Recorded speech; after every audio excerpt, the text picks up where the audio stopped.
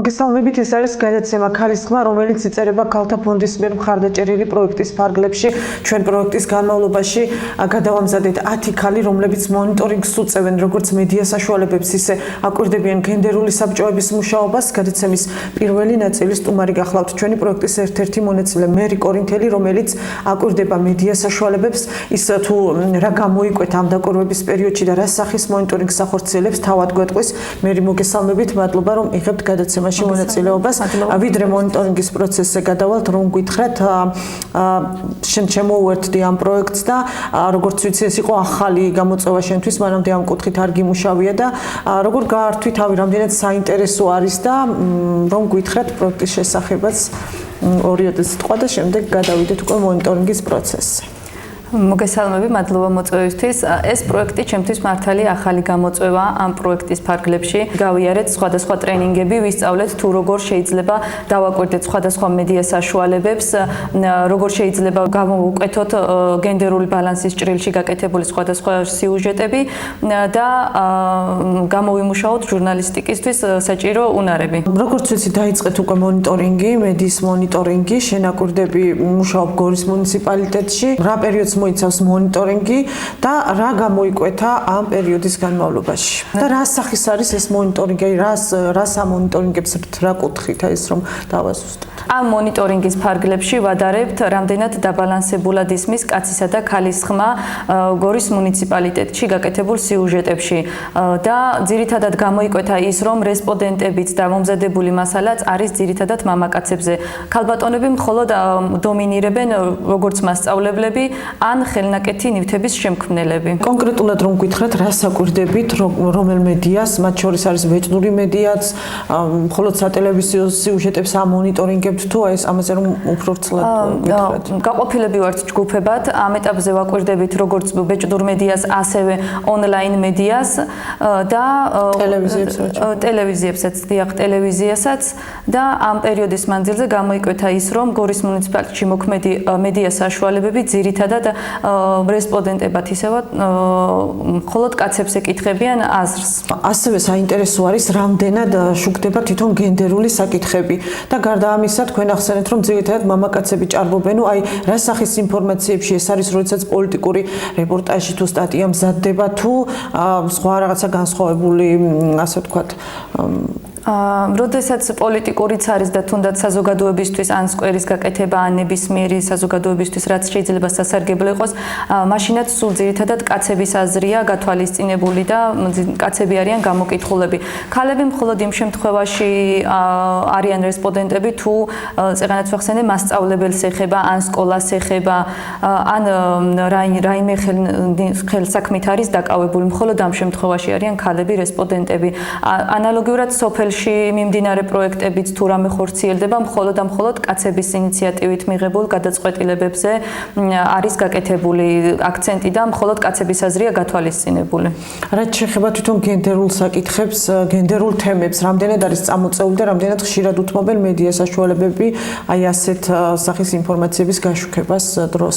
გენდერული საკითხები ამ ერთი თვის მანძილზე, რასაც მე მონიტორინგს ვუკეთებ, თითქმის საერთოდ არ შემხვედრია და ქალების ხმა მინდა გითხრათ, რომ საერთოდ არის მის მედიაში. ჩემი მონიტორინგის ფარგლებში ძირითადად საკითხები ეხებოდა სპორტს, ქალაქის კეთილმოწყობას და ქალებზე რამე ყოფილიყო ისეთი გაკეთებული, რომ ან ქალების უფლებებს ეხებოდეს, ან ქალის რაღაცა გააქტიურებას ეხებოდეს, ძირითადად ასეთი სტატია არ შემხვედრია. ძირითადად ისევ იყო მამაკაცები, ჭიდაობა და გითხრათ სპორტსმენი ქალები იყვნენ წამოწეულები წინა ასპარეზზე, არა. მაყურებელმა როგორც იცის უკვე მესამე გაზეთი გამოდის ქალის ხმა, შენ რამდენად ხარ ჩართული აი ამ გაზეთში სტატიების მომზადებაში და რომ გითხრათ ამის შესახებ?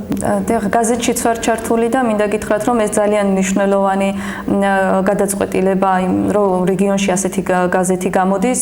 ამ გაზეთში ძირითადად იბეჭდება გორის მუნიციპალიტეტში ცხოვრები ქალების საინტერესო ისტორიები. ეხლანდელ გაზეთში, რომელიც გამოვა, დაუბეჭდეთ ჩემი სტატიაც, რომელიც ეხება ახალობაში მცხოვრებ ახალგაზრდა გოგოს, რომელიც ფლექსის პროგრამით მიემგზავრება ამერიკაში და ერთი წლით ისწავლის ამერიკულ სკოლაში და იცხოვრებს ამერიკულ ოჯახში უფასოდ და საინტერესოა, რომ ასეთი ადამიანები, რომლებიც გორის მუნიციპალიტეტში ცხოვრობენ და ძალიან საამაყო და დასაფასებლები არიან, გაიცნოს მთელმა გორის მუნიციპალიტეტმა. გარდა ამისა, წინა პროექტშიც მონაწილეობდი და ვაგრძელებ ისევ ამ პროექტს და ვცდილობ სოფლის კრებებზე უფრო აქტიურად ჩავრთო ქალები და მათი ხმა უფრო აქტიურად ისმოდეს სოფელში და ამ ქალებსაც დაუბეჭდათ შემდეგ გაზეთში, რადგან მნიშვნელოვანია მათი ხმა ისმოდეს როგორც მედია საშუალებებით, ასევე გაზეთის საშუალებით და აუცილებელია გაივითვალისწინოთ სოფელში მცხოვრები ქალები ის საჭიროებებზე მორგებული იყოს ყველა ის გადაწყვეტილება, რასაც მიიღებს მუნიციპალიტეტი და გაკეთდება მათ სოფელში. მადლობა საინტერესო საუბრისთვის. მე კორინთელი იყო ჩვენი პროექტის მონაწილე, გადაცემის სტუმარი, მეორე ნაწილში უკვე პროექტის ჟურნალისტი შორნა ბიჭიკაშვილი შემოგვიერთდება და უკვე გენდერული საბჭოების მონიტორინგის შედეგებს გაგაცნოთ.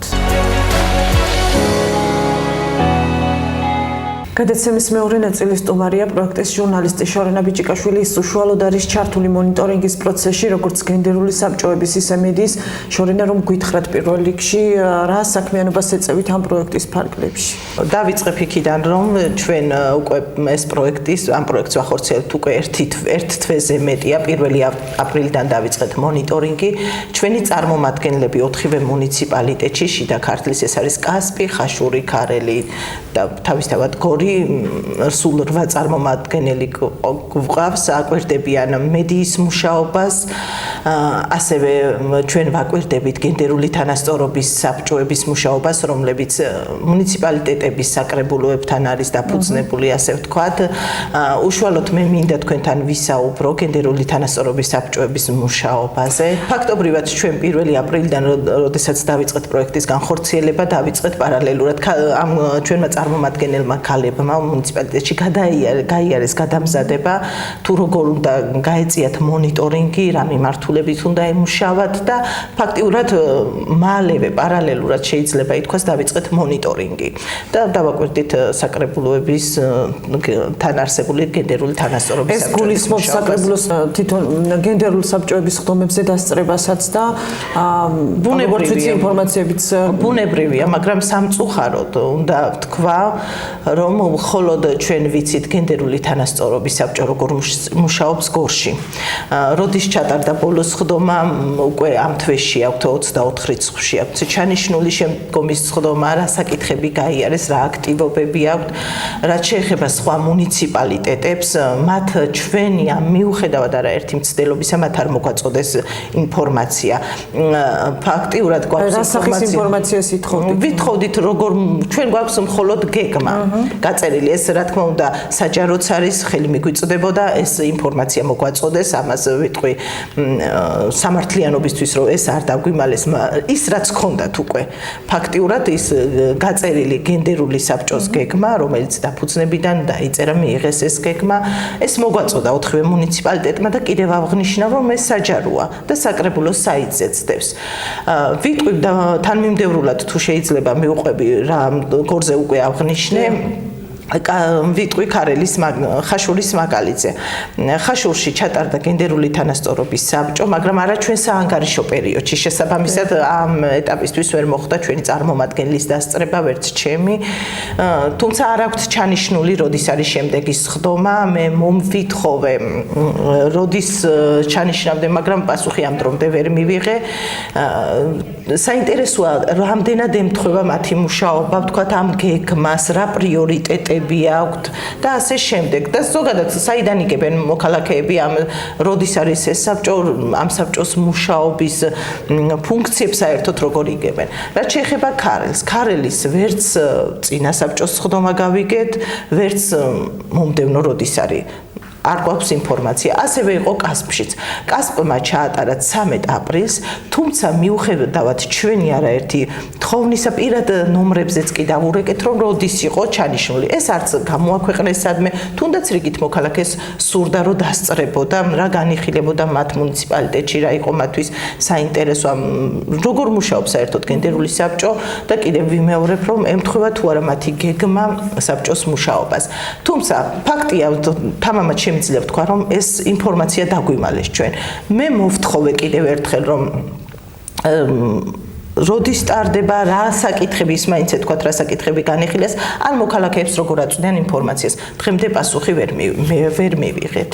ანუ ეს ნიშნავს იმას, რომ ხელი გეშლებათ მონიტორინგის პროცესში, როგორ გააგრძელებთ, თქვათ, თუ ასე რომ გაგრძელდეს, აი რა. ჩვენ აუცილებლად გავაგრძელებთ მუშაობას, აუცილებლად კიდევ ასე ვთქვათ, შევაწუხებთ, აუცილებლად მოვითხოვთ ინფორმაციას, როდის სტარდება და რა ფუნქციები აქვს მოსახლეობამ უნდა იცოდეს, როგორ მუშაობს და ჩვენთვისაც საინტერესო ეს ხომ არ არის ფორმალურად შექმნილი და სამწუხაროდ ესე გამოდის, რომ ეს არის მხოლოდ დაწერილი ფურცელზე. ყველა მუნიციპალიტეტზე ვერ ვიტყვი, მაგრამ ფაქტია, ასე გამოვიდა. თქვენი საუბრიდან გამომდინარე, გაცილებით უკეთესი მდგომარეობა გორში შეიძლება ითქვას, ვიდრე სხვა მუნიციპალიტეტებში. კი ბატონო, იმიტომ რომ გორის ჩატარდა სხდომა იმ პერიოდში, როცა არ იყო ჩვენი საანგარიშო, თუმცა მიუმართეთ საკრებულოს თავმჯდომარე, რომელიც ასევე გენდერული თანასწორობის საკრებულოს თავმჯდომარეც არის, მოადგილებს სხვა წევრებსაც, მივიღეთ ინფორმაცია, რაზე მუშაობენ, რა აქტივობები განახორციელეს, რა არის მათი მიზანი, ემთხვევა თუ არა გეგმას და მოგვაწოდეს ასევე ინფორმაცია, რომ 24-ში მიმდინარე თვის 24 მაისს ჩაინიშნა შემდგომი სხდომა. რასთან გვაქვს საქმე, რატომ არის ასეთი განსხვავება მუნიციპალიტეტებს შორის და რატომ არის გორისში გაცილებით უკეთესი სიტუაცია და უფრო პრობლემური სხვა მუნიციპალიტეტები თქვენი დაკვირვებით? ერთი შეხედვით შეიძლება ითქვას ის, რომ მედია უფრო მეტია, თქვათ, გორში უფრო მეტად მუშაობს და ამ ხრივაც მუშაობს უფრო გენდერული თანასწორობის საბჭო, იმიტომ რომ გასულ წლებშიც ასე თუ ისე მაინც იყო შეხება ინტერესი მედიის გენდერული თანასწორობის საბჭოს. ფაქტიურად მედიაც არ ინტერესდებოდა აქამდე. გასულ წლებშიც ასე თუ ისე იყო შეხება, რომ რაღაცა კუთხით დავინტერესდით გენდერული თანასწორობის საბჭოების სხდომებით საქმიანობის შესახებ, მაგრამ ფაქტიურად პრეცედენტია, როდესაც ქართული მედია ჯგუფი დაინტერესდა ასე სიღრმისეულად მონიტორინგი გაეკეთებინა, როგორ მუშაობენ, ზოგადად მათი საქმიანობის შესახებ და რა ფუნქცია აკისრიათ და მოსახლეობამაც იცოდეს.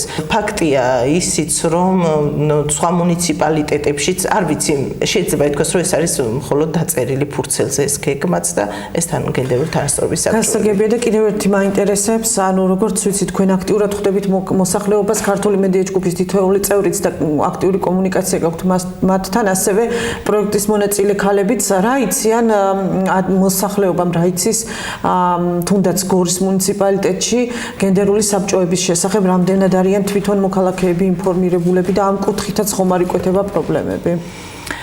შედარებით რომ თქვათ, რომ რახან გორში ტარდება გენდერული თანასწორობის საბჭოები. ყოველ შემთხვევაში ჩვენ გვაქვს ინფორმაცია, სხვაგან ტარდება, არ ტარდება, როდის ჩაატარეს, არ გვაქვს ინფორმაცია სამწუხაროდ. მიუხედავად ამისა, მოსახლეობას არ აქვს არც გორის მუნიციპალიტეტში ინფორმაცია. აი ეს არის პრობლემა, როგორ მიდის მათ მოსახლეობამდე, მოქალაქეებამდე ინფორმაცია საკითხების შესახებ, როგორ უნდა ჩაერთონ ისინი ამაში. ფაქტიურად არის აი ამ კუთხით ინფორმაცია ნაკლებობა, ასევე სხვა მუნიციპალიტეტებშიც. ფაქტია, რომ არ იციან მას სამუშაო მიმართულებით დიახ ნამდვილად. რატომ არის მნიშვნელოვანი ქალების აქტიურობა და თანამშრომლობა გენდერულ საბჭოებთან, თქვენ რას იტყოდით ამას? სულ მარტივად რომ ავიღოთ, როდესაც იგეგმება მუნიციპალიტეტის ბიუჯეტი, მთავარი საფინანსო დოკუმენტი, რომელიც მთელ წელზეა გაწერილი, სულ არაფერი ამ ბიუჯეტის დაგეგმაში უნდა იყოს უფრო მეტი ქალი ჩართული. ჩვენ ვიცით ხომ ეგრეთ წოდებული სოფლის კრებები, სადაც მხოლოდ კაცები ესწრებიან დიდწილად. ეს წინა პროექტმაც დაგვანახა, რომელიც ჩვენს მიერ განხორციელდა, რომ გადაწყვეტილებებს იღებენ მამაკაცები, ხომ? სულ რომ არაფერი აი ამიტომ რომ იყოს თუნდაც გენდერულად სენსიტიური უფრო ქალებზე მორგებული და იმ სიკეთეებით რაც ბიუჯეტით შეიძლება მოიტანოს ბიუჯეტმა მუნიციპალიტეტისთვის ისარგებლონ ქალებმაც. მადლობა, შორენა ბიჭიკაშვილი იყო ჩვენი გადაცემის სტუმარი. ვნახოთ რა გამოიკვეთება შემდეგ მონიტორინგის პროცესში. ერთი თვის შემდეგ ჩვენ ისევ ანგარიშს წარმოდგენთ საზოგადოებას. ეს იყო გადაცემა ქალის ხმა, რომელიც ქალთა ფონდის მიერ მხარდაჭერილი პროექტის ფარგლებში იწერება. მე მომავალ შეხვედრამდე გემშვიდობებით.